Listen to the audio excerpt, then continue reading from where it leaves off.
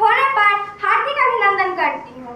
जैसा कि हम सब जानते हैं कि आज स्वतंत्रता दिवस को पूरे भारतवर्ष में स्कूल, कॉलेज, गांव, संस्थानों, कस्बों, नगरों में राष्ट्रीय ध्वज को फहराते हुए बड़े ही हर्षोल्लास, उत्साह, उमंग और गर्व के साथ मनाया जाता है, क्योंकि इस दिन हमारा देश आजाद हुआ था। अब बढ़ते हैं जरा आजादी की ओर। तो दोस्तों, आजादी का मतलब वही समझ सकता है जिसने कभी गुलामी की होगी। हमें सोचो, हम कितने भाग्यशाली हैं जो हमारा जन्म इस स्वतंत्र भारत में हुआ। आज हम खुली हवा में सांस ले रहे हैं। तो दोस्तों, हमें जो यह आजादी मिली है, यह मुफ्त में नहीं मिली है। ना जाने कितने घरों से चिराग बुझे होंगे, कितनी सुहागिनों की चूड़ियां टूटी होंगी, माथे का सिंदूर मिटा होगा, कितनी माओं के आंचल छूने पड़े होंगे।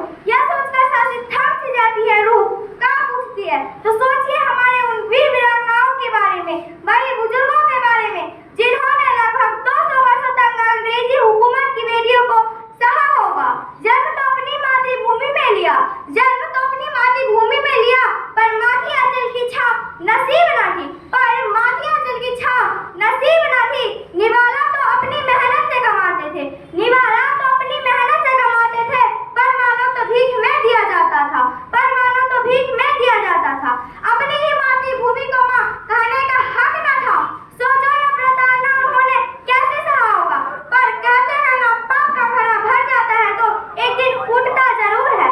अंग्रेजी हुकूमतों का पाप का घड़ा भर चुका था, और फिर क्या गूंज उठा हमारे वीर सपूतों का नजारा, हाथ में मशाल जलाते हुए लक्ष्य प्राप्ति की ओर यूं बढ़ेगी, पीछे मुड़कर देखने की गुंजाइश ही नहीं छोड़ी।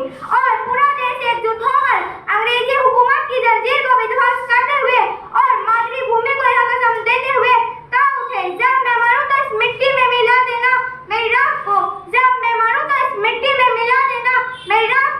अपने सीने में दबाए बैठा हूँ, देश के लिए कुछ कर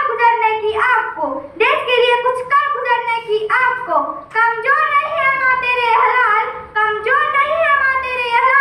अपने लहू से धोएंगे तेरे दामन को। इस तरह हमारे वीर वीरांगनाओं ने हमारी मातृभूमि को अपने लहू से सींचा और 15 अगस्त 1947 को हमारे देश को आजादी दिलवाई। इसमें कोई संदेह नहीं है कि आजादी के बाद भी हमारे देश में विभिन्न क्षेत्रों में निरंतर प्रगति की है। तो आज के इतिहास दिन में राजनीतिक हथकंडे